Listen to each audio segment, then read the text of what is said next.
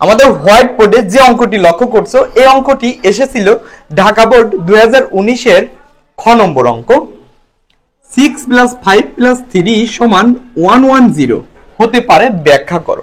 তো দেখো 6 5 3 এই অঙ্ক মানটি দেখে তোমরা ইতোমধ্যে বুঝতে পেরেছো যে এটি হচ্ছে একটি দশমিক সংখ্যার অঙ্ক। ঠিক আছে, এটি হচ্ছে একটি দশমিক সংখ্যার অঙ্ক যা আমাদের বাইনারিতে কনভার্ট করতে হবে। তো এইটা সমান এই মানটা হবে কি করে, এটাকে ব্যাখ্যা করে বুঝিয়ে দিতে হবে, লিখে দিতে হবে। এখন তোমরা এই বিষয়টি তো লক্ষ্য করতে পারছো, দেখে বুঝতে পারছো যে এটা দশমিক সংখ্যা। দশমিক থেকে যখন আমাদের বাইনারিতে কনভার্ট করতে হবে তখন আমাদের পদ্ধতির নাম হচ্ছে ভাগ পদ্ধতি। ঠিক আছে, এই বিষয়টা আমাদের লিখে দিতে হবে, তারপর ভাগটা করে দিতে হবে। +5 + 3 সমান 3টা 10। 6 + 5 + 3 সমান, দেখো এই তিনটা যদি যোগ করা হয় তাহলে মান হয় 14। ঠিক আছে, যা একটি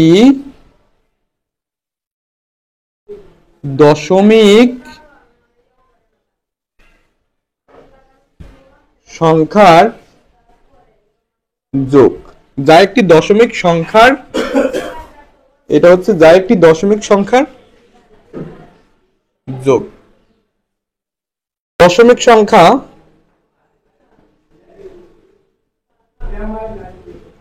দশমিক সংখ্যা 14 এর বাইনারি, 14 এর বাইনারি এত হতে পারে।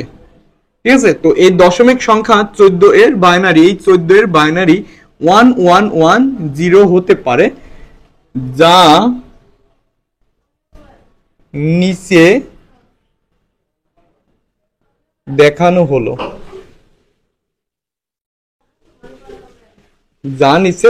হলো। এখন উক্ত অঙ্কটি করে দেখিয়ে দিব। তো বিষয়টা আবার লক্ষ্য করো, 6 + 5 + 3 = 1110 হতে পারে ব্যাখ্যা করো। তাহলে 6 + 5 + 3 = 1110। এখানে এত সমান 14 যা একটি দশমিক সংখ্যার যোগ, এটা সমান হচ্ছে 14 যা একটি দশমিক সংখ্যার যোগ। তো দশমিক সংখ্যা 14 এর বাইনারি এটা হতে পারে যা নিচে দেখানো হলো। তাহলে দশমিক সংখ্যা 14 এর বাইনারি এটা কিভাবে হতে পারে তার নিচে দেখিয়ে দিব। এখন আমরা জানি দশমিক থেকে যখন বাইনারিতে কনভার্ট করতে হবে এই পদ্ধতির নাম বন্ধুরা ভাগ পদ্ধতি।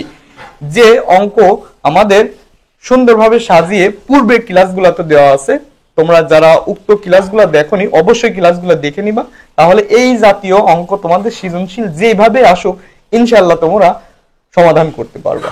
তো এটা হচ্ছে দশমিক থেকে বাইনারি, আমাদের নিয়মটা ছিল দশমিক থেকে বাইনারি অক্টাল হেক্সাডেসিমাল, পদ্ধতির নাম হচ্ছে ভাগ পদ্ধতি। তাহলে দশমিক থেকে বাইনারি, সো ভাগ পদ্ধতি। তাহলে দশমিকে আছে 14, দেখো 14, তাহলে ভাগ পদ্ধতি, যে পদ্ধতিতে কনভার্ট করতে হবে উক্ত পদ্ধতির বেস দ্বারা ভাগ করতে হবে। তাহলে বাইনারিতে কনভার্ট করতে বলো, তাহলে বাইনারির বেস 2 দ্বারা ভাগ করব। তাহলে ভাগফল এখানে নামবে, ভাগশেষটা এখানে নামবে। তাহলে 7 2 14, ভাগফল 7, ভাগশেষ 0, 3 2 6, ভাগফল 3, ভাগশেষ 1, 2 3 এর মধ্যে কয়বার যায়? একবার যায়, 2 1 2, ভাগফল 1, ভাগশেষ 1। 2 দেখো 1 এর মধ্যে কি যায়? যায় না, এজন্য 0। তারপর এই 1টা কান ধরে এখানে বসিয়ে দিব। দেখো এই ভাগের ক্ষেত্রে তোমরা একটা বিষয় লক্ষ্য করবা, এখানে অলওয়েজ টাইম ভাগফল হবে আর এখানে ভাগশেষ হবে। আর এই ভাগটা কতক্ষণ পর্যন্ত চলমান থাকবে? যতক্ষণ না এখানে 0 হবে ততক্ষণ পর্যন্ত ভাগটা চলমান থাকবে।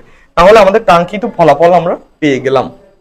তাহলে আমাদের প্রশ্নে যা আছে এটা আমরা লিখে দিব, 6 + 5 + 3 সমান কি আছে?